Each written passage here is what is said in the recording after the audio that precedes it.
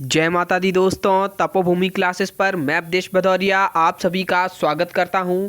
Madhya Pradesh jail प्रहरी के exam हमारे चल रहे हैं और आज है 16 दिसंबर। पहली शिफ्ट का एग्ज़ाम हो चुका है और पहली शिफ्ट के जीएस के 17 प्रश्न एग्जैक्ट जो पेपर में आज पूछे गए हैं वो लेकर मैं आ गया हूं। साथ ही साथ साइंस का एक क्वेश्चन है जो कि आप लोग जिसमें काफ़ी ज़्यादा कंफ्यूज हो रहे हैं, उसको भी मैं यहां पर डिस्कस करूंगा। तो आज के प्रश्नों के लिए मैं धन्यवाद देना चाहूँगा राजुल गुप्ता जी का, जो कि नरसिंहपुर से हैं और 81 मार्क्स लेकर आए हैं। इन्होंने मुझे काफ़ी क्वेश्चंस भेजे। देवाशीष द्विवेदी जी ने तो बहुत ज़्यादा मदद की, आपको बहुत बहुत धन्यवाद, विशेष तौर पर धन्यवाद। दोस्तों, अगर आप हमसे टेलीग्राम पर नहीं जुड़े हैं तो टेलीग्राम पे जरूर जुड़ जाइए। टेलीग्राम पे हमारा एक चैनल है जिस चैनल में आपको पीडीएफ मिलती रहेंगी, ये एग्जाम एनालिसिस से संबंधित और आगामी वीडियो लेक्चर्स के लिंक्स मिलते रहेंगे। तो उसके लिए आपको वहां पर @तपोभूमि सर्च करना है तो आपको मिल जाएगा। ऐसे ही एक हमारा टेलीग्राम ग्रुप है जो कि हमने कल ही बनाया है। वहां पर आपस में जो भी कैंडिडेट हैं, जो भी तैयारी करने वाले छात्र हैं, आपस में एक दूसरे की मदद करते हैं, चर्चा करते हैं। ओपन ग्रुप है, वहां आप चैट भी कर सकते हैं, उसको आप सर्च कर सकते हैं ऑल एमपी एग्जाम नाम से।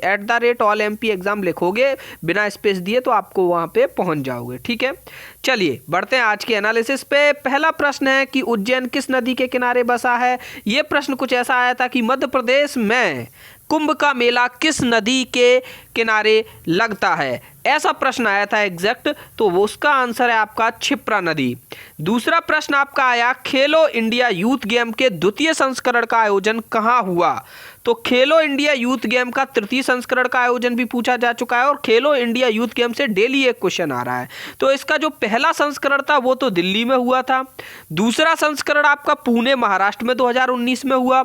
जनवरी 2020 में इसका तीसरा संस्करण हुआ था गुवाहाटी असम में, जो कि पूछा जा चुका है इसके पहले वाली शिफ्ट में। और चौथा संस्करण आपका इसका हरियाणा में होना है। ठीक है, अब देखो इस साल तो होना संभव नहीं है, शायद अगले साल फिर हो। ठीक है, तीसरा प्रश्न है आपका कि तीर्थराज कौन है। तो देखिए, अगर भारत का तीर्थराज जानना चाहोगे तो वह है प्रयागराज, इसीलिए इसके नाम के पीछे राज लगा है। ठीक है, तीर्थों का जो राजा हो। ठीक है, लेकिन प्रश्न ऐसा आया था कि मध्य प्रदेश का तीर्थराज कौन है, और ये 4 ऑप्शन थे अमरकंटक, खजुराहो, भीमबेटका, चित्रकूट। तो एक बात बताइए, जहां साक्षात श्री राम ने अपने 10 साल काटे हों वही आपका एमपी का तीर्थराज होगा। तो चित्रकूट हमारा सही आंसर है।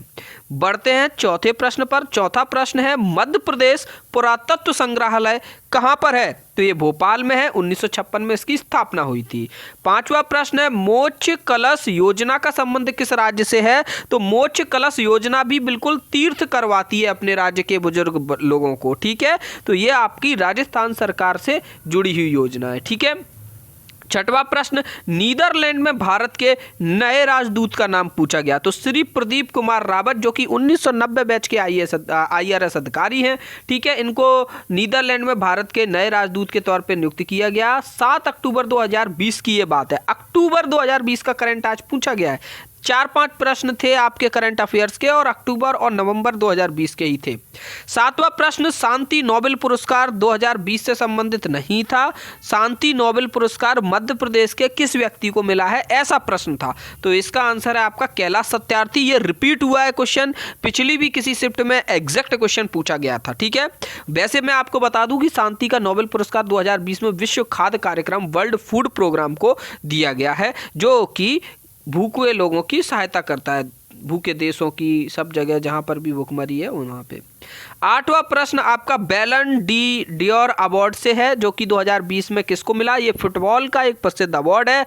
ये मेसी को मिला है, लियोनेस मेसी को मिला है ये 2020 का अवार्ड। इनको ये वाला अवार्ड 6 बार मिल चुका है। अगर आप फुटबॉल प्रेमी हैं तो आप बताएंगे कि मेसी किस देश के खिलाड़ी हैं। कमेंट सेक्शन में फटाफट से लिख दो कि ये किस देश के खिलाड़ी हैं। ठीक है, 9वां प्रश्न है हमारा 15वें G20 शिखर सम्मेलन में भारत की ओर से किसने संबोधित किया? कुछ ऐसा प्रश्न आया था कि 15वें G20 शिखर सम्मेलन जो थे उसमें भारत की ओर से किसने संबोधित किया?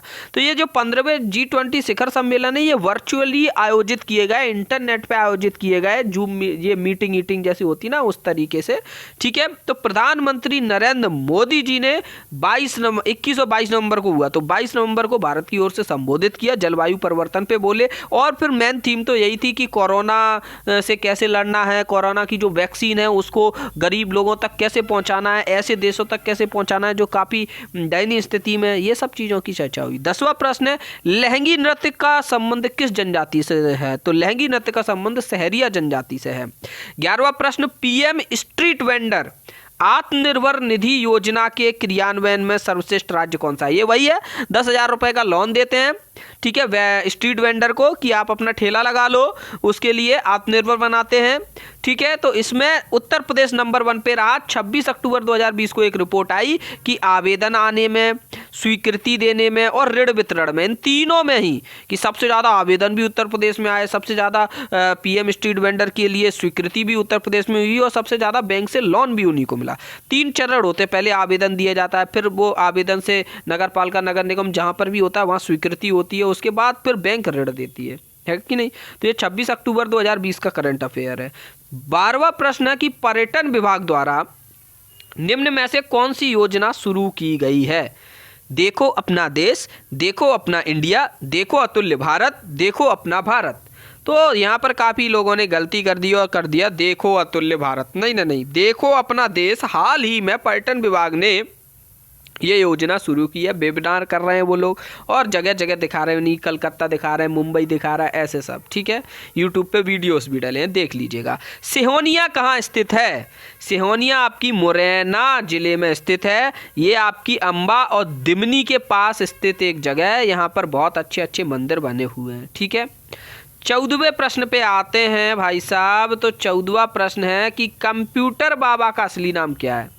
कंप्यूटर बाबा हर जगह छाए फिर रहे हैं आजकल। नामदेव दास त्यागी जी इनका असली नाम है, कंप्यूटर बाबा के नाम से ये फेमस है। ट्राइफेड का पूरा नाम बताना था, तो ट्राइफेड है आपका the tribal cooperative marketing development federation of India.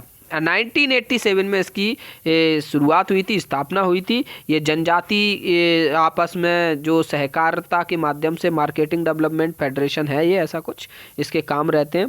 16वां प्रश्न है, इंदिरा गांधी शांति पुरस्कार 2019 किसे मिला? अभी 2020 तो मिला नहीं किसी को, 2019 में जिनने अच्छा काम किया तो सितंबर 2020 में इसकी घोषणा हुई, तो सर डेविड एटनबरो को मिला है, सर डेविड एटनबरो, ध्यान रखिएगा।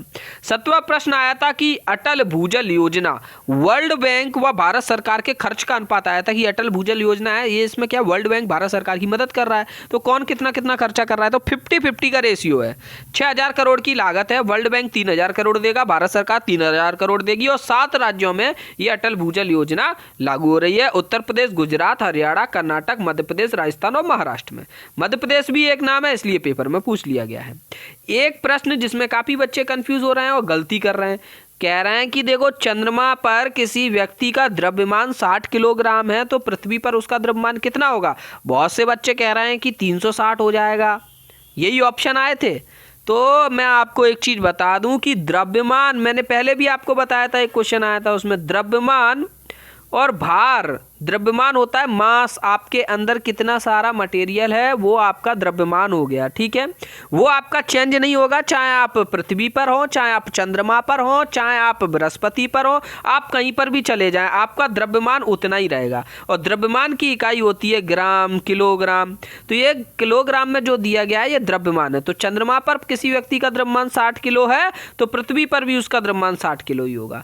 अब अगर कोई कहे कि भैया भार की बात होती तो बात अलग होती है कि नहीं, क्योंकि भार क्या होता है? m इंटू जी, यानी कि 60 किलोग्राम में त्वरण का गुणा कर देंगे, गुरुत्वीय त्वरण का, तो वो आपका भार के बराबर हो जाता है। जैसे मान के चलिए कि 10 मीटर सेकंड स्क्वायर, 10 मीटर प्रति सेकंड स्क्वायर आपका त्वरण है, कहाँ पर? अपने यहाँ पर पृथ्वी पर। तो पृथ्वी पर इसका भार अगर पूछा जाएगा तो वो 60 गुणा 10 न्यूटन हो जाएगा। 7 गुणा 10 न्यूटन यानी कि 600 न्यूटन। और इसी का चंद्रमा पर अगर भार पूछा जाएगा तो इसमें 6 का भाग दे देंगे, 100 न्यूटन हो जाएगा। ठीक है, तो ये ऐसा चलता है कुछ। भार हमेशा न्यूटन में होगा और द्रव्यमान हमेशा किलोग्राम में होगा, तो इसमें बिल्कुल भी कंफ्यूज होने की बात नहीं है। 60 किलो का 60 किलो ही रहने वाला है आपका। ठीक है, क्योंकि अब बहुत से लोग कहेंगे कि नहीं सर यहाँ द्रव्यमान नहीं लिखा था, यहाँ भार लिखा था सवाल में। तो अगर यहाँ द्रव्यमान की जगह भार लिखा होगा सवाल में, ठीक है, और यहाँ केजी लिखा होगा तो वो गलत होगा सवाल, क्योंकि भार केजी में नहीं होता, भार आपका न्यूटन में होता है। ठीक है, अगर अब बिल्कुल साइंस का ही क्वेश्चन है तो फिर पूरी लैंग्वेज भी सही होनी चाहिए। ठीक है, लेकिन हम देखते आए हैं कि व्यापम कईयों बार गलत साइंस पूछता है। ठीक है, बहुत बहुत बड़ी गलतियाँ करता है, बाद में सुधारता भी नहीं है। तो देखते हैं कैसा प्रश्न होगा पेपर में। तो मिलते हैं हम अगले लेक्चर में। धन्यवाद। जय माता दी।